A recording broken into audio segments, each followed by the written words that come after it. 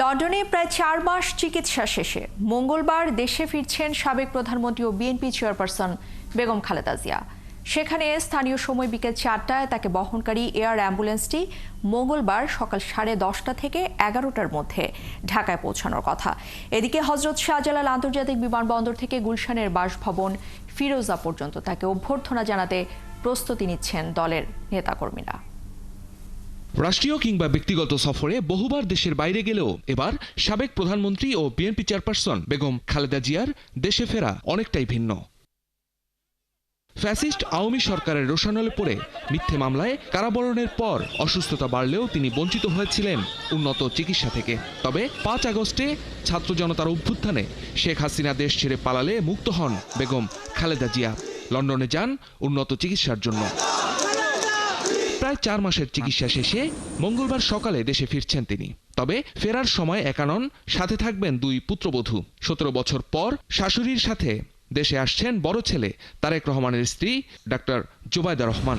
Royal অ্যাম্বুলেন্সের এয়ারক্রাফটে উনি সকাল 10টায় পৌঁছাবেন ঢাকা এয়ারপোর্টে। তো আমরা আশা করছি যে ঠিক সময় মতো এসে পৌঁছাবেন।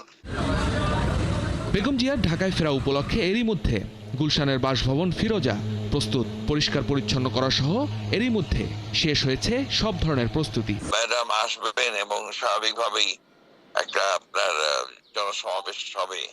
সেই কারণে আমরা যেটা অনুরোধ করতে চাই সংশ্লিষ্ট সবাইকে, রাস্তার উপরে যেন কেউ না দাঁড়ায়, ফুটপাতের মধ্যে দাঁড়িয়েই যেন সম্বর্ধনা জানাতে চাইবেন। নির্দেশ দিয়েছি জাতীয় পতাকা এবং দলীয় পতাকা দিয়ে আপনারা তাকে অভ্যর্থনা জানানো। আর পুলিশ কর্তৃপক্ষকে বলতে চাই তারা যেন রাস্তায় কাউকে দাঁড়াতে না দেন। ঢাকায় বিমানবন্দরে বিএনপির স্থায়ী কমিটির সদস্যরা উপস্থিত থেকে অভ্যর্থনা জানাবেন বেগম খালেদা জিয়াকে। সেখান থেকে গুলশানের বাসভবন ফিরোজা পর্যন্ত পথে পথে স্বাগত জানাবেন দলটির নেতাকর্মীরা। বিএনপির অঙ্গ সংগঠনের নেতাকর্মী এবং ঢাকা সিটি নেতাকর্মীদের কাছেও আমি আবেদন রাখতে চাই যে তারা এই ব্যাপারটাতে বিশেষ নজর দেবেন, যাতে আপনার পরীক্ষার্থীদের কোনো অসুবিধা না হয়। সড়কের 2 ধারে নেতাকর্মীদের দেশ ও দলীয় পতাকা হাতে দাঁড়ানোর নির্দেশনা দেওয়া হয়েছে বিএনপির পক্ষ থেকে।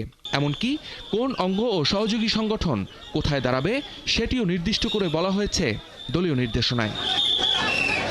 শফিকুল হক, ৭১, ঢাকা।